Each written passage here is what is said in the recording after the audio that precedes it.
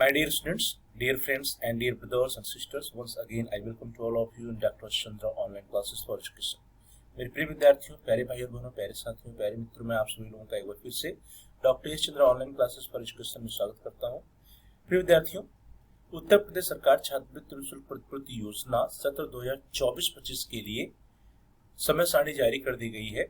हम लोग इस वीडियो में बात करेंगे कि अन्य पिछड़ा वर्ग के जो भी विद्यार्थी हैं, ओबीसी कैटेगरी के जो भी विद्यार्थी हैं, पोस्ट मैट्रिक से यहाँ पे अभिप्राय है इंटर के ऊपर, अर्थात बीए, बीएससी, बीकॉम और उसके ऊपर जो है बीटेक वाले हो गए, बीएड हो गए या बीटीसी हो गए, ये सारे जो है इंटर के ऊपर की कक्षाओं के लिए अन्य पिछड़ा वर्ग के विद्यार्थियों के लिए सत्र 2024-25 के लिए जो समय सारणी या टाइम टेबल जारी की गई है उसके बारे में हम चर्चा करेंगे और साथ साथ चर्चा करेंगे कि जब अपना आप ऑनलाइन आवेदन भर रहे हो तो उसमें आपको क्या क्या सावधानियां।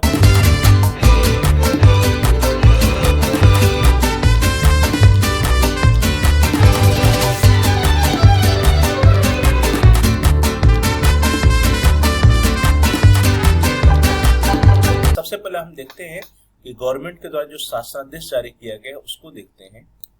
डियर स्टूडेंट्स, देखिए आपके स्क्रीन पे वो शासनादेश है और ये शासनादेश 12 जुलाई 2024 का है। प्रेषक संजय कुमार दुबे, संयुक्त सचिव, उत्तर प्रदेश शासन सेवा में निदेशक, पिछड़ा वर्ग कल्याण विभाग। अब यहाँ पे जो इसका विषय है उसको देखिए, वित्तीय वर्ष शैक्षिक सत्र 2024-25 में अन्य पिछड़ा वर्ग, और अन्य पिछड़ा वर्ग में जो माइनॉरिटी होते हैं, अल्पसंख्यक पिछड़े वर्ग होते हैं, उनको छोड़ करके दशमोत्तर कक्षाओं में, दशमोत्तर मतलब यहाँ पे 11-12 को छोड़ करके बात की जा रही है, दशमोत्तर कक्षाओं में अध्ययनरत उत्तर प्रदेश के मूल निवासी पिछड़े वर्ग के छात्रों के लिए छात्रवृत्ति अर्थात शैक्षिक भत्ता, शुल्क प्रतिपूर्ति व अन्य कार्यों शासनादेश निर्गत किए जाने के संबंध में। अब यहाँ पे जो प्रक्रियात्मक कार्यवाही और समयावधि उसको हम लोग देख लेते हैं। पहला, शैक्षिक संस्थानों द्वारा छात्रवृत्ति मास्टर डाटाबेस में सम्मिलित होने से संबंधित कार्यवाही पूर्ण करना। ये जो कार्य है ये शैक्षिक संस्थान करते हैं। प्रदेश में संचालित नवीन शिक्षण संस्थानों द्वारा मास्टर डाटाबेस में सम्मिलित होने के लिए आवेदन की कार्रवाई शिक्षा विभाग, विश्वविद्यालय, रेटिंग एजेंसी के माध्यम से करते हुए जिला समाज कल्याण अधिकारी स्तर से संस्थान पासवर्ड प्राप्त करना। शैक्षिक संस्थान स्तर पर मास्टर डाटा में पूर्व में सम्मिलित संस्थानों द्वारा पाठ्यक्रम का प्रकार, पाठ्यक्रमवार अनुमोदित सीटों की संख्या, सक्षम स्तर पाठ्यक्रम निर्धारित शुल्क, रेटिंग एजेंसी, विश्वविद्यालय का नाम आदि अंकित अपडेट कर नोडल अधिकारी के डिजिटल स्तर से सत्यापित कर लाभ किया जाना। शैक्षिक संस्थान रेटिंग एजेंसी या विश्वविद्यालय स्तर पर। इसके लिए जो समयावधि है वह 15 जुलाई 2024 से लेकर के 20 अगस्त 2024 तक की समयावधि रखी गई है। देन विश्वविद्यालय रेटिंग एजेंसी या जिला विद्यालय निरीक्षक द्वारा जो है फीस आदि का सत्यापन करने के लिए 16 जुलाई 2024 से लेकर के 30 अगस्त 2024 तक का समय रखा गया है। ये सारे कार्य संस्थान करते हैं। शैक्षिक संस्थान रेटिंग एजेंसी विश्वविद्यालय स्तर पर सारे कार्य होते हैं। उसका जिला पिछड़ा वर्ग कल्याण अधिकारी द्वारा मास्टर डाटा तथा फीस आदि का सत्यापन करने का जो कार्य है वह 16 जुलाई 2024 से लेकर के 15 सितंबर 2024 तक होगा। अब हम लोग काम की बात कर ले, विद्यार्थियों के स्तर से जो सबसे ज्यादा महत्वपूर्ण है वह है छात्र द्वारा ऑनलाइन आवेदन तथा भुगतान की प्रक्रिया। अब छात्र द्वारा ऑनलाइन आवेदन तथा भुगतान की प्रक्रिया के लिए जो समयावधि है उसको आप ध्यान से देखिए, उसको नोट कर लीजिए कि 20 जुलाई 2024 से लेकर के 20 नवंबर 2024 तक का समय निर्धारित किया गया है। वित्तीय वर्ष 2024-25 में हेतु छात्रों द्वारा दशमोत्तर छात्रवृत्ति शुल्क प्रतिपूर्ति योजना अंतर्गत 11-12 को छोड़कर ऑनलाइन आवेदन की समस्त प्रक्रिया पूर्ण कर फाइनल सबमिट आवेदन पत्र का प्रिंट आउट निकालकर समस्त अभिलेखों सहित उसकी हार्ड कॉपी शिक्षण संस्था स्तर पर जमा कराया जाना। विद्यार्थी स्तर पर ध्यान दीजिए कि आपके द्वारा जो ऑनलाइन आवेदन किया जाता है उसको चेक करके जो उसका प्रिंट निकाला जाता है, प्रिंट निकालने के बाद सारे डॉक्यूमेंट्स को लगा करके, समस्त अभिलेखों को लगा करके जो आपके द्वारा शिक्षण संस्थान में जमा किया जाता है उसकी अंतिम तिथि 20 नवंबर 2024 है। अर्थात 20 जुलाई 2024 से लेकर के 20 नवंबर 2024 तक आप ऑनलाइन आवेदन कर सकते हैं, लेकिन 20 नवंबर 2024 तक ही वो डेट है प्रिंट आउट निकालने की और अपने संस्थान में जमा करने की। कहने का अभिप्राय है कि किसी भी सूरत में आपको 20 नवंबर 2024 तक जो प्रिंट आउट निकाल करके ऑनलाइन फॉर्म का उसको अपने संस्थान में जमा कर देना है। उसकी लास्ट डेट 20 नवंबर 2024 तक है। फिर शिक्षण संस्थान स्तर से छात्रवृत्ति आवेदन पत्र को सत्यापित एवं अग्रसारित किया जाना। इसके लिए जो टाइमलाइन है वह है 15 सितंबर 2024 से लेकर के 24 नवंबर 2024 तक। संस्था में अध्ययनरत तथा छात्रवृत्ति पोर्टल पर ऑनलाइन आवेदन करने वाले छात्रों द्वारा आवेदन में अंकित समस्त तथ्यों का अभिलेखी सत्यापन करते हुए निर्धारित उपस्थिति मानक पूर्ण करने वाले पात्र छात्रों का आवेदन सत्यापित कर अग्रसारित किया जाना तथा अपात्र छात्रों का आवेदन निरस्त किया जाना। शिक्षण संस्थान स्तर पे छात्र के आवेदन के उपरांत राज्य एनआईसी द्वारा छात्र के आधार सीडेड बैंक खाते के विवरण को पीएफएमएस पोर्टल पर अपलोड करते हुए बेनिफिशियरी का रिस्पांस प्राप्त किया जाना राज्य एनआईसी स्तर पर। इसके लिए जो टाइम लाइन है, जो समय अवधि है, वह है 15 सितंबर 2024 से लेकर के 24 नवंबर 2024 तक का। विश्वविद्यालय एफिलिएटिंग एजेंसी द्वारा रिजल्ट अपलोड किया जाना 25 नवंबर 2024 तक। राज्य एनआईसी द्वारा स्क्रूटनी करने का जो समय है वह है 25 नवंबर 2024 से लेकर के 5 दिसंबर 2024 तक। पीएफएमएस पोर्टल से सत्यापनोपरांत प्राप्त छात्रवृत्ति से आवेदन के डाटा को विभाग द्वारा प्रदान कराए गए बिंदुओं के आधार पर परीक्षण करते हुए शुद्ध तथा संदेहास्पद डाटा को अलग किया जाना तथा शुद्ध डाटा को सत्यापन है जिला पिछड़ा वर्ग कल्याण अधिकारी के लॉगिन पर उपलब्ध कराए जाने के लिए जो टाइमलाइन है वो अंतिम तिथि है 5 दिसंबर 2024 है। अब फिर से एक बार विद्यार्थियों के लिए देखिए बात यहाँ पे है कि संदेहास्पद या त्रुटिपूर्ण आवेदनों को छात्रों के स्तर पर सही कराते हुए पुनः संस्था स्तर से अग्रसारित किया जाना।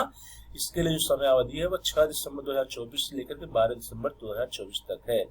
यह वे विद्यार्थी जिन्होंने आवेदन तो किया है लेकिन उनके आवेदन में कहीं कोई त्रुटि रह जाती है या उनका जो लिस्ट है वो संदेहास्पद वाले लिस्ट में आता है, संदेहास्पद सूची में आता है, तो उनके लिए उनका जो पोर्टल लॉगिन फिर से ओपन होता है और उसमें जो भी त्रुटियां होती हैं उन त्रुटियों को आपको सुधारना होता है। सुधारने के बाद उसकी हार्ड कॉपी समस्त संलग्नकों के साथ, अभिलेखों के साथ अपनी संस्था में जमा करनी पड़ती है फिर से, और आपका जो संस्था है फिर से उसको चेक करके फॉरवर्ड करता है, अग्रसारित करता है। तो उस सब के लिए जो समय है वह 6 दिसंबर 2024 लेकर के 12 दिसंबर 2024 तक का समय अवधि निर्धारित किया गया है। तो संदेहास्पद आवेदनों में दृष्टिगत त्रुटियों को सुधारने हेतु तो छात्रों के लॉगिन में आवेदन को पुनः प्रदर्शित किया जाना तथा छात्रों द्वारा संदेहास्पद आवेदन की त्रुटियों को शुद्ध करते हुए पुनः शिक्षण संस्थान स्तर पर आवेदन की हार्ड कॉपी तथा संबंधित अभिलेख जमा कराते हुए शिक्षण संस्थान स्तर से पुनः अग्रसारित कराया जाना। इसके लिए जो टाइमलाइन है वह 6 दिसंबर 2024 लेकर के 12 दिसंबर 2024 तक का समय है।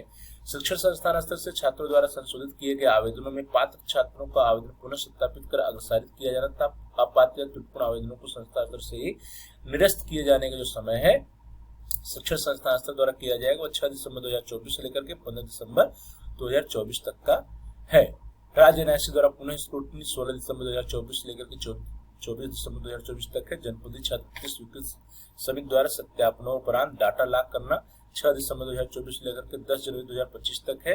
राज्य एनआईसी स्तर से मांग सृजन किया जाना 15 जनवरी 2025 तक है। निदेशालय स्तर से धनराशि का अंतरण 20 जनवरी 2025 तक है। अर्थात जनपद स्तरीय विभागीय अधिकारियों के डिजिटल सिग्नेचर से लॉग डेटा के आधार पर पीएफएमएस प्रणाली के माध्यम से विद्यार्थियों के आधार सीडेड या एनपीसीआई से मैप बैंक खातों में धनराशि जो अंतरित किया जाना है निदेशालय स्तर से वह 20 जनवरी 2025 तक करता है। अगर सब कुछ सही रहता है, आपका फॉर्म पूरा तरह से सही रहता है, इसमें कोई त्रुटि नहीं होती है और आपका फॉर्म फॉरवर्ड हुआ है हर स्तर से, तो आपके अकाउंट में और आसानी से आपका जो बैंक अकाउंट है वह क्या है आधार से मैप्ड है, तो आपके अकाउंट में 20 जनवरी 2025 तक छात्रवृत्ति की धनराशि फॉरवर्ड हो जाएगी, आपके अकाउंट में क्रेडिट हो जाएगा। इसके साथ कुछ और नोट करने वाली बातें। पहला, शिक्षण संस्थान में अध्ययनरत छात्र अपने छात्रवृत्ति आवेदन का नवीनीकरण तभी करेंगे जब उनका वार्षिक परीक्षा फल अथवा सेमेस्टर प्रणाली होने पर दोनों सेमेस्टर के परीक्षा फल घोषित होने के उपरांत अगली कक्षा में नियमानुसार प्रवेश पूर्ण कर लिया हो तथा शिक्षण संस्थान केवल उन्हीं आवेदन को अग्रसारित करेंगे जिसमें छात्र संस्था द्वारा अंकित प्राप्तांक एवं पूर्णांक में समानता। तो ध्यान दीजिए, जो भी विद्यार्थी है सेमेस्टर सिस्टम या एनुअल सिस्टम, जब आपका रिजल्ट आ जाएगा तभी आप रिन्यूअल या नवीनीकरण कर सकते हैं। जब आपका रिजल्ट आ गया और आपने एडमिशन ले लिया है अगली कक्षा में तभी आप फॉर्म भर सकते हैं रिन्यूअल के लिए। यदि निर्धारित समयान्तर्गत परीक्षा फल घोषित नहीं हुआ तो छात्र तब भी फॉर्म भर सकते हैं, लेकिन वहां पे एक ऑप्शन होगा रिजल्ट नॉट डिक्लेयर, परीक्षा फल घोषित नहीं है का विकल्प चुनते हुए आवेदन कर सकेंगे। लेकिन ऐसे समस्त आवेदन शिक्षण संस्थान स्तर पर लंबित रहेंगे, उन्हें शिक्षण संस्थान द्वारा अग्रसारित केवल उक्त परिस्थिति में जबकि संबंधित पाठ्यक्रम का परीक्षा परिणाम घोषित होने के उपरांत छात्र द्वारा अपने वास्तविक प्राप्तांक में पूर्णांक आंकलन कर समस्त अभिलेख शिक्षण संस्थान पर उपलब्ध करा देगा। अर्थात आप रिजल्ट नॉट एट डिक्लेयर करके फॉर्म तो भर सकते हैं, लेकिन आपको जो है जब आपका रिजल्ट आया जाएगा तो उसको अपडेट करना है, नहीं अपडेट करेंगे तो आपका फॉरवर्ड नहीं हो पाएगा।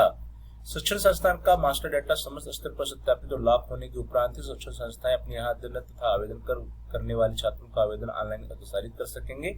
ऐसे छात्रवृत्ति आवेदन जो किसी भी त्रुटि के कारण प्राप्तांक पूर्णांक या अन्य त्रुटिपूर्णांकन के कारण से शिक्षण संस्थान स्तर पर लंबित है, उन्हें छात्र द्वारा अपनी शिक्षण संस्था से रीसेट कराते हुए निर्धारित समयावधि के अंतर्गत ऑनलाइन आवेदन की त्रुटियों को निराकरण किया जाएगा और निर्गत समय सारणी के अनुसार निर्धारित किए गए दायित्व तथा की जाने वाली कार्रवाई का संबंधित किए जाने के उत्तरदायी संबंधित विद्यार्थी का, अपडेटिंग एजेंसी का, विश्वविद्यालय का होगा। डियर स्टूडेंट्स, अभी तक हम लोगों ने बात कर ली कि जो विस्तृत समय सारणी है ओबीसी कैटेगरी के विद्यार्थियों के लिए, पोस्ट मैट्रिक के विद्यार्थियों के लिए वो क्या है। अब हम बात करते हैं कि फॉर्म भरते समय आपको क्या क्या सावधानियां बरतनी चाहिए जिससे कि आपका फॉर्म रिजेक्ट ना हो। तो इसके लिए सबसे पहले हम बात करते हैं रिन्यूअल या नवीनीकरण की। नवीनीकरण या रिन्यूअल वही विद्यार्थी करेंगे जिनका रिजल्ट आ गया है और जिन्होंने अगली कक्षा में एडमिशन ले लिया है। और जब रिन्यूअल या नवीनीकरण आप करने जाते हैं तो आपको कुछ नहीं करना है, बल्कि आपको जो अगली कक्षा है उसका प्रवेश तिथि और पिछली कक्षा का परीक्षा फल डालना होता है। साथ साथ जो आपका एनरोलमेंट नंबर उसको अपडेट या उसको एनरोलमेंट नंबर को अंकित करना होता है। तो नवीनीकरण वाले विद्यार्थी क्या करेंगे, अगली कक्षा में प्रवेश की तिथि, पिछली कक्षा का रिजल्ट और एनरोलमेंट नंबर अंकित करते हुए आप अपना फॉर्म भर सकते हैं। और जो अन्य सावधानियां हैं, जब आप फॉर्म ओपन करते हैं ऑनलाइन तो आपको देखिए वहां पे जनरल, एससी, एसटी, ओबीसी और माइनॉरिटी एक 3 विकल्प दिखाई देते हैं। तो आप जिस कैटेगरी के हैं ओबीसी के, तो ओबीसी वाला लिंक जो है उसी को ओपन करिए। आप नवीनीकरण और फ्रेश में से या नवीन में से जिस कैटेगरी में आते हैं, फ्रेश अर्थात जो पहली बार विद्यार्थी फॉर्म भर रहे हैं, और नवीनीकरण अर्थात जिन विद्यार्थियों ने पिछले वर्ष भरा था और इस साल जो है नवीनीकरण करने जा रहे हैं, सेकेंड ईयर थर्ड ईयर वाले विद्यार्थी रिन्यूअल का फॉर्म भरेंगे। तो उसी विकल्प को आप चुनिएगा। तीसरा है, जब आप फॉर्म भरते हैं ऑनलाइन तो वहां पे आपके संस्था का, आपके महाविद्यालय का नाम आता है, विश्वविद्यालय का नाम आता है, तो उसको ध्यान से सिलेक्ट करिए। किसी दूसरे संस्था में फॉर्म नहीं भरिएगा। आपका जो नाम, पिता का नाम, माता का नाम, हाई स्कूल की मार्कशीट में, आधार कार्ड में वही आप रखिए। जो आधार संख्या है आप उसको मिला लीजिए। और साथ ही साथ ऐसी बालिकाएं जो जिनकी शादी हो गई है, वे शादी के उपरांत अपने पति के साथ रहती हुए अनिवार्य रूप से अपने आधार कार्ड को अपडेट करा ले और वही जो है आधार कार्ड फॉर्म के साथ लगाएंगे। अर्थात शादीशुदा बालिकाएं जो है अपने आधार कार्ड को अपने पति के नाम से और उनके एड्रेस से अपडेट करा करके उसी को लगाएंगे। साथ साथ आय प्रमाण पत्र की बात करते हैं तो आय प्रमाण पत्र देखिए, आपको कहा गया है कि किसी भी दशा में विद्यार्थी के नाम का आय प्रमाण पत्र नहीं बनेगा, बल्कि पिता के जीवित होने की दशा में आय प्रमाण पत्र पिता के नाम का लगाएंगे। यदि मान लीजिए पिता जीवित नहीं है तो उनकी मृत्यु हो चुकी है, तो ऐसी दशा में माता के नाम से बना हुआ आय प्रमाण पत्र संलग्न करेंगे। यदि दोनों की मृत्यु हो जाती है तो ऐसी दशा में ऐसे अभिभावक के नाम से आय प्रमाण पत्र मान्य होगा जो उस छात्र की पढ़ाई में मदद कर रहा होगा। और साथ साथ ऐसी बालिकाएं जिनकी शादी हो गई है, विवाहित छात्राओं की दशा में आय प्रमाण पत्र सिर्फ उनके पति के नाम से जारी किया हुआ आय प्रमाण पत्र ही मान्य होगा। अंतिम में देखिए कहा गया है कि किसी भी दशा में विद्यार्थी के नाम से जारी आय प्रमाण पत्र शिक्षण संस्थान द्वारा अग्रसारित नहीं किया जाएगा, जिसका आप बेहद ध्यान रखिएगा। और साथ ही साथ जब आप आय, जात, अधिवास और या आवास प्रमाण पत्र लगाते हैं तो उसमें देखिए जब फॉर्म में डेटा फिलअप करते हैं तो आवेदन संख्या, प्रमाण पत्र संख्या और जारी करने की तिथि तीनों रहती है। इसको तीनों को अनिवार्य रूप से चेक कर लेना चाहिए कि कहीं कुछ गलती तो नहीं है। साथ ही साथ जो आप बैंक अकाउंट लगाएंगे, आधार वो जो है नेशनलाइज्ड बैंक होना चाहिए, राष्ट्रीयकृत बैंक होना चाहिए, और बैंक अकाउंट जो है आपके आधार से लिंक होना चाहिए, आधार सीडेड होना चाहिए।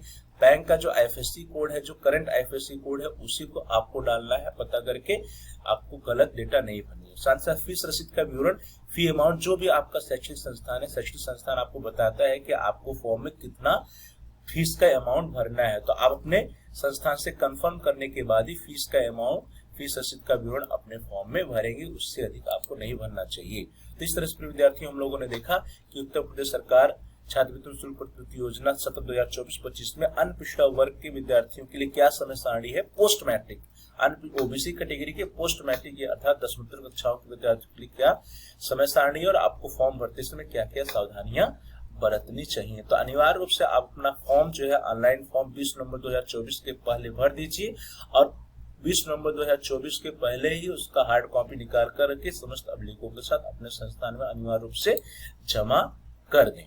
और साथ ही साथ जो भी हमने सावधानियां बताई वो सावधानियां रखें। तो डियर स्टूडेंट्स, आप सभी लोगों का बहुत बहुत धन्यवाद। Please like share and comment on the video. आप इस वीडियो को लाइक करिए, इस वीडियो को अधिक से अधिक शेयर कीजिए और इस वीडियो पे आप कमेंट्स भी कर सकते हैं। और यदि अभी तक चैनल को सब्सक्राइब नहीं किया है तो आप चैनल को सब्सक्राइब कर लीजिए। जहां पर सब्सक्राइब लिखा है उसके बगल में बेल का आइकन, उस बेल के आइकन को प्रेस कीजिए। उसमें कुछ ऑप्शन आते हैं, उसमें से आप ऑल के ऑप्शन को सिलेक्ट कर लीजिए। तो आप सभी लोगों का बहुत बहुत धन्यवाद। Please like share and comment on the video, also subscribe the channel and press the bell icon all.